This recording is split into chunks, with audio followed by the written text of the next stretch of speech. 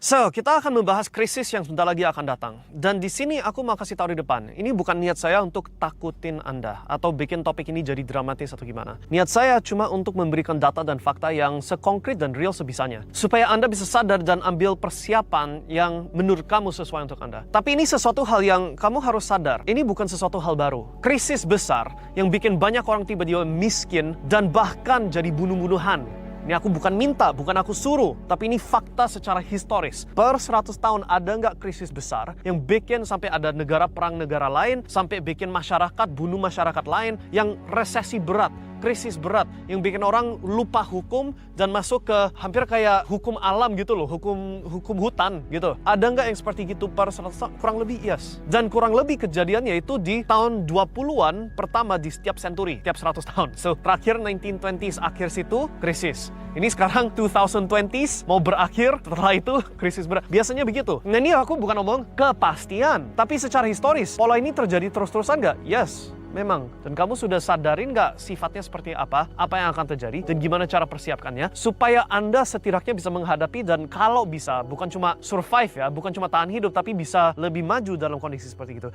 Yes, cuma ada maybe 4 tahun sisa untuk bisa maju, dapat uang sebanyak sebisanya, biar bisa tinggal di tempat yang jauh dari manusia lain, bisa tanam makanan sendiri, bisa makan sendiri, you know. Bagian itu harusnya kamu sudah pernah dengar, kalau bukan dari channel Mindstack, mungkin dari tempat lain.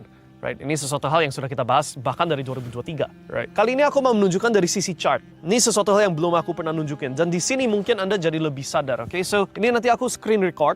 Oke. Dan di sini kamu akan bisa lihat yang ada di layar saya itu grafisnya S&P 500 itu nilai saham Amerika atau indeks sahamnya Amerika, right? Dan ini chart yang ambil data dari basically dari dulu banget 1871, so 150 tahun yang lalu sampai hari ini. Dan yes, memang grafisnya overall naik. Asal kamu sabar 10 tahun, 20 tahun, 30 tahun, 40 tahun naik.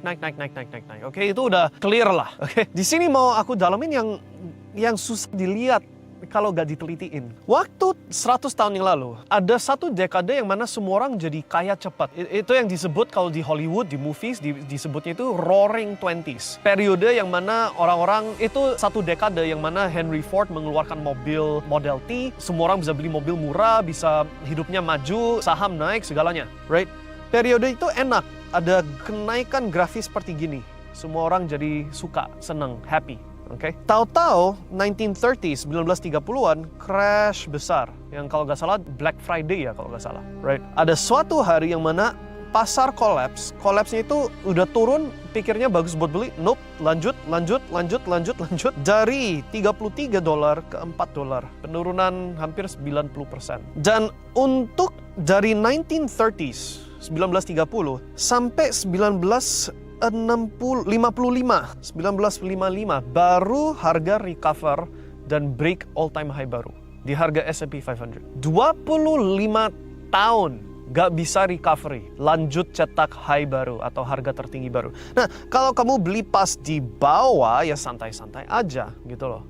Santai-santai aja. Untuk yang sudah siap beli di bawah, krisis itu sesuatu hal yang disenangkan, yang diharapkan, yang dicari. Karena itu memberi harga yang kamu nggak bisa dapat 100 tahun ke depan lagi. Gitu. The best time, best deal, diskon terbaik seumur hidup. Itu muncul ketika ada krisis. Tapi mayoritas orang nggak seperti itu. Mayoritas orang udah dananya itu terikat ke sesuatu, bahkan nggak ada dana sama sekali untuk sikat.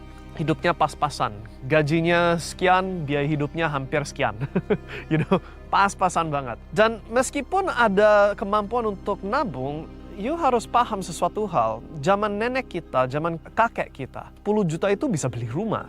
Sekarang 10 juta mungkin nggak tahan 1 bulan satu keluarga di Jakarta. Nggak cukup.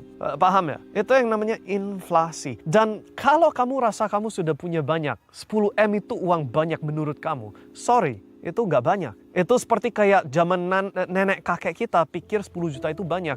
Kasih 20-30 tahun ke depan 10 juta nggak ada apa-apanya. Gitu loh. So, actually yang harus kamu lakukan adalah income didongkrak setinggi sebisanya supaya ada dana yang ready buat serok. Nah, kalau kamu gagal melakukan itu, kamu harus paham imbasnya.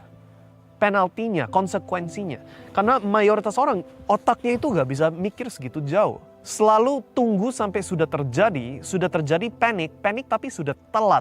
udah gak bisa ngapa-ngapain lagi. Wong udah semuanya jebol, wong makanan susah dapat. Jangankan 3-4 tahun dari sekarang. Sekarang aja hidup lebih susah nggak banding 2-3 tahun yang lalu. Gaji nggak naik-naik, penghasilan dari usaha kamu nggak naik drastis, tapi biaya hidup naik drastis. Kamu rasakan nggak itu? Right? Nah, bayangkan ini belum puncak masalahnya, baru mulai. Bayangkan, ini kita omong, bisa nggak terjadi bahwa pola yang sudah terulang kurang lebih per 100 tahun sekali, terjadi sekali lagi sekarang. Nah, siapa yang kamu mau tanya buat advice? Semua orang yang pernah tanganin dan hadapin zaman 1930-an. Ini kan aku udah tunjukin. 1930 drop dia ke samping, gak naik-naik lagi, gak bikin all time high baru sampai setelah Perang Dunia Kedua selesai. 1945 selesai, 10 tahun setelah itu baru, ya betul, naik dan gak berhenti, gak ada ramp, right? Kamu ada nggak kemampuannya untuk tahan, jangankan 25 tahun, 10 tahun ada kemampuannya nggak? Oh, gak ada untuk 10 tahun, 5 tahun ada nggak? 2 tahun ada nggak? Ini sesuatu hal realitas yang kamu harus bener-bener sadarin. Karena ini bisa terjadi ulang, jangan bilang ini nggak bisa. Dan kalau terjadi, biasanya apa yang terjadi? Mulai ada berantem. Perang antara negara atau perang antara masyarakat, civil war. You lihat di beberapa negara yang sudah mengalami hyperinflasi. Ini kita omong kayak, let's say, Argentina beberapa tahun yang lalu, atau di Lebanon beberapa tahun lalu juga terjadi, atau di Venezuela juga sempat terjadi. Setiap kali ada hyperinflasi, karena biaya hidup jadi segitu impossible, gak bisa, beli telur aja juga susah, right? Ya orang udah lupa hukum, bodoh amat, curi harus curi. Nah, ini aku bukan suruh kalian ya, tapi ini realitas secara historis memang seperti begini. Dan kalau sampai itu terjadi, orang lupa hukum, amit-amit. Amit-amit, semua orang Indonesia mesti baik-baik aja, mesti bisa, kayak kekeluargaan, ada feelings, mesti bisa hormati masing-masing orang ya. Tapi kalau kita lihat historinya Indonesia aja, masih ingat 97 apa yang terjadi? Ini aku bukan minta terjadi ulang, bukan gitu, tapi hal seperti gini bisa terjadi. Dan baiknya itu begini, kalau kamu menganggap apa yang lagi saya sampaikan sekarang dengan serius, ya baiknya kamu ada persiapan. Dongkrakin penghasilan, cari tahu gimana caranya, work hard, berusaha keras, tapi berusaha secara intelektual juga, pakai sistem, pakai AI, pakai strategi, Dan kalau nggak sampai terjadi, wong kamu udah makin kaya, nggak ada ruginya, makin seneng. Itu kalau teori ini, krisisnya nggak terjadi sama sekali. Tapi kalau sampai terjadi, apa yang disampaikan sekarang dan tindakan yang Anda ambil 2 tahun, 3 tahun, 4 tahun dari sekarang, bisa jadi menyelamatkan jiwa Anda, jiwa keluarga Anda. Ini aku ngomong secara skenario terburuk. Nah, apa yang harus dilakukan? Menurut saya, yang pertama, cash flow, naikin cash flow. Entah itu kamu jual asetmu atau gimana, itu mungkin bisa opsi. Tapi the best option, dongkrakin bisnis, penghasilan. Okay. Sudah ada penghasilan yang lebih tinggi, okay. Nah, di sini tergantung skala. Kalau skala kamu sudah di level yang mana seperti saya, bisa ada pilihan mau campur aduk aset dan lain-lain. Salah satu jenis aset yang menurut saya belum dihargai sama masyarakat adalah aset lahan yang produktif yang bisa hasilkan apa yang perlu untuk hidup. Itu salah satu aset yang orang belum sadar berapa pentingnya. Untuk bisa akses air kapanpun, gak perlu tergantung PDAM. Untuk bisa generate listrik sendiri. Untuk bisa, sampai kayak potong sapi sendiri, that kind of life. Right? Orang belum paham itu berapa pentingnya. Right? Karena kalau kamu lihat 100 tahun yang lalu, 1930s, itu yang terjadi beneran. Petani-petani disuruh buang susu dan bunuh sapi tanpa dijual. Kenapa? Karena kalau dijual gak ada pembelinya. Kalau dijual harganya gak dapat harga yang bisa profit. Karena biaya produksi barang-barangnya itu kemahalan. Sehingga daripada dijual rugi, dibakar aja. Itu yang terjadi 100 tahun yang lalu. Sehingga supermarket kosong, orang harus ngantri, ngemis-ngemis, dapat makanan, food line gitu loh. Jadi benar-benar kayak ngemis, serius. Orang yang hanya 2 tahun sebelumnya, sebelum 1930s, 1929 itu kerja di kantor, lagi enak, lagi nyaman, tahu-tahu jadi pengemis. Itu yang terjadi 100 tahun yang lalu. Nah, sejak 100 tahun, ada krisis-krisis lain yang udah pernah terjadi. Ini kalau aku keluarkan chart lagi, sempat di tahun 1970-an ada koreksi besar, terus itu dari 73 ke 81. 8 tahun nggak ada new all-time high. Itu krisis minyak. Waktu itu Saudi Arabia memutuskan mau naikin harga enaknya mereka, right? Krisis berat di situ. Terjadi lagi krisis di .com bubble, 1999, 99, right? Di situ butuh, sampai setelah 2012 baru ada all-time high baru. Alright, so butuh berapa itu? 14 tahun. Setiap kali ada krisis berat, butuh dekade. Nah, bedanya di sini tapi, krisis-krisis tahun 70-an, tahun 99, gak ada mass crisis sampai orang bunuh-bunuh dan curi-curi dan lain-lain. Gak ada sampai seperti gitu. Tapi per 100 tahun ada yang sampai collapse total. Nah, sudah ada cash flow. Kalau memadai, yes, lahan yang produktif. It's one of the ones yang itu gak bisa dihitung pakai duit, gak bisa dihitung pakai ROI. Tapi kalau sampai hal terburuk terjadi dan kamu harus bisa tahan hidup sendiri tanpa tergantung siapa-siapa, baru jadi sesuatu hal yang berharga banget. Karena uang sudah gak dipakai sebagai patokan. Uang udah gak ada nilainya. Tapi kalau kamu belum di situasi seperti itu, ya mau gak mau kamu cuma ada probably sampai 2029.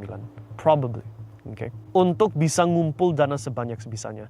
Dan itu bisa dari investment, masuk ke Bitcoin. Kalau pilihnya emas, bisa pilih emas, terserah, right? Bisa lewat jalur itu. Tapi the best way memang untuk bisa. So, yes, Bitcoin outperform semua aset 3-4 tahun terakhir ini. Ada yang argue 1 tahun ini emas yang outperform Bitcoin. Yes, tapi itu cuma time frame 1 tahun. Kalau kamu lihat time frame 3 tahun, mesti Bitcoin yang merajai. Okay? So, you mau pakai jalur itu untuk naikin kekayaan kamu, bisa. Okay? But kalau kamu tanya, mana itu jalur yang lebih efisien, lebih efektif? Sebenarnya di dirimu sendiri.